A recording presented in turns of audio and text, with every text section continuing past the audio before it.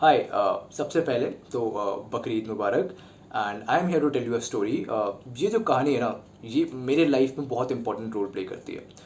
किसी ने कहा है कि लाइफ इज़ अ फेस्टिवल, ज़िंदगी एक महोत्सव है। तो जिसने भी कहा है ना, बहुत सही कहा है। क्योंकि ये जो स्टोरी है ना, एक फेस्टिवल से आती है जो मेरे लिए बहुत इंपॉर्टेंट है, जिसे हम बकरीद कहते हैं। ईद अल अदा भी एक और नाम है, और एक और नाम है जो सबसे इम्पोर्टेंट मुझे लगता है, द फेस्टिवल ऑफ सैक्रिफाइस। अब जो सैक्रिफाइस वर्ड है ना, उसका मीनिंग मैं आपको एंड ऑफ द स्टोरी में बताऊंगा। तो कुछ 6-7 साल पुरानी बात है। आई वॉज इन एनसीसी और मैं एक कैंप में जा रहा था, लीडरशिप कैंप था। और मैं घर गया परमिशन लेने के लिए। घर वालों के साथ डिस्कस किया तो पता लगा कि जो कैंप का ड्यूरेशन है उसके बीच में बकरीद भी पड़ रही है। तो घर वाले चाहते थे कि मैं घर पे रहूँ उस टाइम। फिर 1-2 दिन और डिस्कस किया। फिर घर वालों ने सोचा कि ये कैंप बहुत इंपॉर्टेंट है, मुझे बहुत कुछ सीखने मिलेगा, तो घर वालों ने परमिशन दे दी। अब जिस दिन मैं निकल रहा था, मैं अपनी पैकिंग कर रहा था, और मेरी मम्मी मेरे भाई को बकरीद की कहानी सुना रही थी। और पैकिंग करते करते मैंने भी अपने कान उस साइड लगा दिया। तो कहानी यूँ थी कि हमारे एक प्रॉफिट इब्राहिम थे।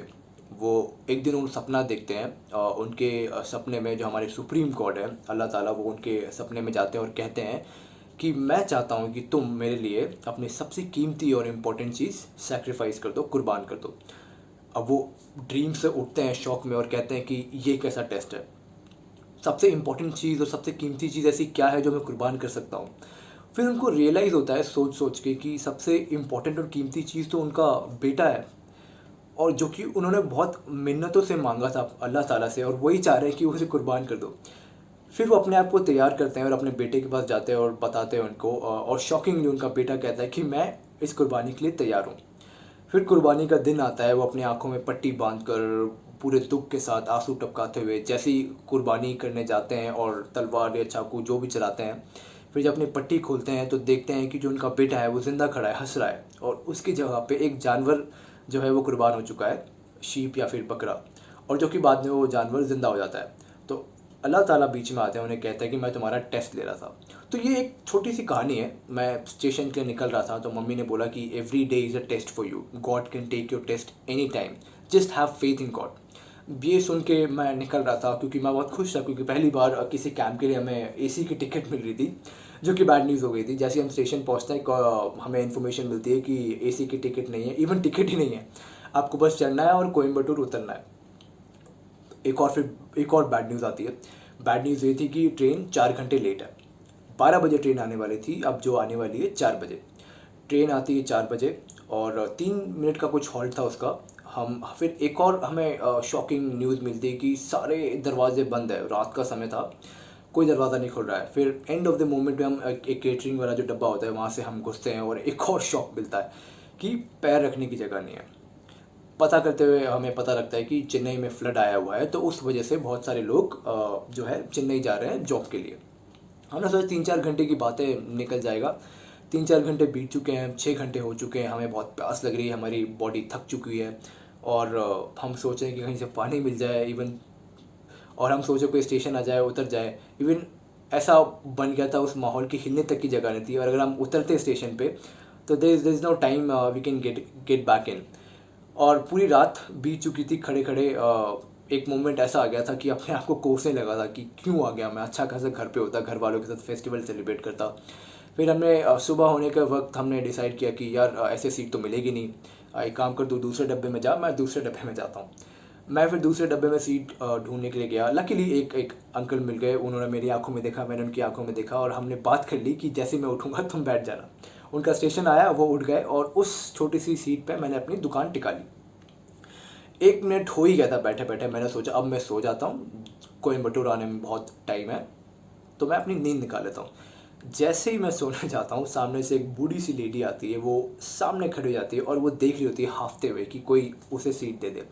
मैं आजू बाजू देखता हूँ, मैंने सोचा मैं तो जस्ट अभी बैठा हूँ, लोग तो काफ़ी देर से बैठे हुए हैं, वो सीट दे देंगे। लेकिन शॉकिंगली कोई नहीं उठता है।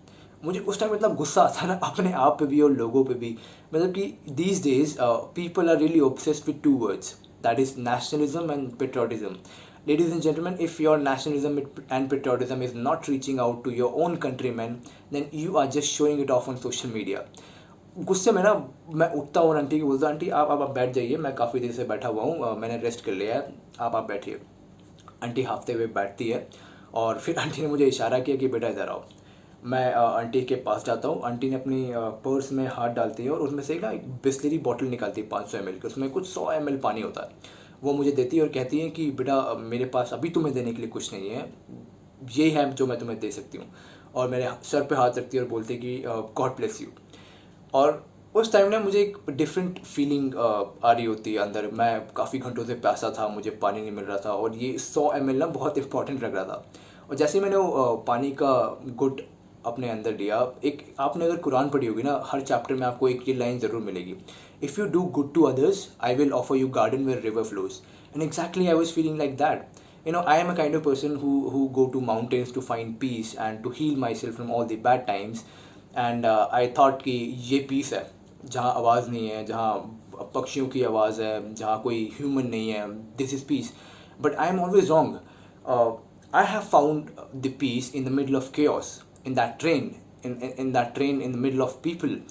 I have found my focus in the middle of chaos, in the middle of people, and that is peace. और जो वो आंटी स्माइल कर रही थी ना, जो आंटी वो रिलैक्स फील कर रही थी, मुझे लग रहा था मेरी थकान मिट चुकी है। एंड मेरे दिमाग में ना वो स्टोरी घूम रही थी, मम्मी जो अपने मेरे छोटे भाई को बता रही थी, sacrifice, God is taking your test. And I felt like I have made a sacrifice. वो जो सीट थी मेरे लिए बहुत इंपॉर्टेंट थी।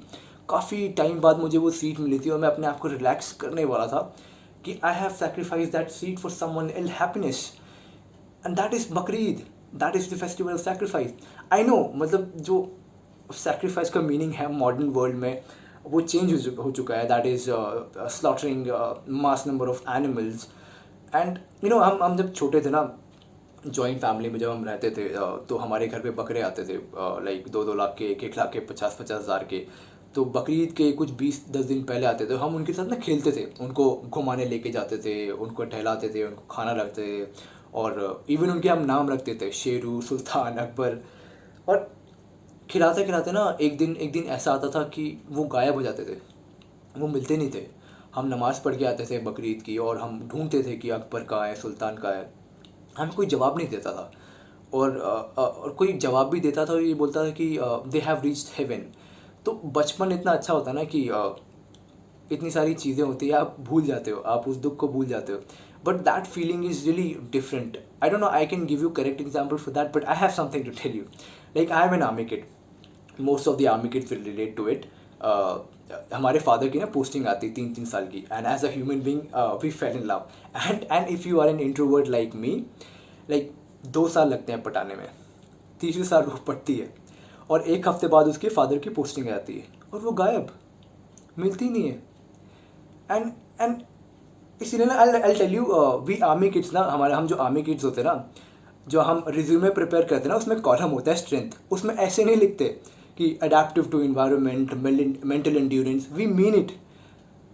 कोई जो इंटरव्यूअर होता है ना, वो पूछ नहीं सकता कि ये क्यों लिखा है, because we can explain, we can justify in any case. I have just given an example. Coming back to Bakrid, I mean, if I talk about me and my mother are very emotional, and we get attached to people and animals, बहुत जल्दी attach हो जाते हैं। और शायद इसी reason से ना we never had pet. And right now, in current scenario, the world has taken the meaning of sacrifice very differently. This is not sacrifice. And sacrifice is something, like Faujis, soldiers, they sacrifice their life for brotherhood, camaraderie, for their country. Like our parents, like my mother and father, they have sacrificed a lot for me. Whatever I am in front of it, it's because my father and my mother, they both have contributed a lot, in majority, and they have sacrificed a lot. Look at our women, the women in the world, they sacrifice their career, they get married, and they leave their own house to shift to another house, and they adjust very easily. That is sacrifice. And we all do the sacrifice. We sacrifice for someone's happiness. And there are 2 ways of living life. First is कि जब तक ice cream पिघल नहीं रही है, खा जाओ। and there's other way of life is like a candle. You are in candle, and जब तक वो कैंडल पिघल नहीं रही है, उसकी रोशनी से दूसरों की लाइफ में रोशनी फैला दो। Choice is yours. And take away from the story is, ladies and gentlemen, the festival of Bakri is not only for Muslims. This festival is for everyone, each one of us. Everyone in this world belong to Bakri, the festival of sacrifice, because we all do sacrifice for someone else, and this is the day to cherish that sacrifice, to live that sacrifice.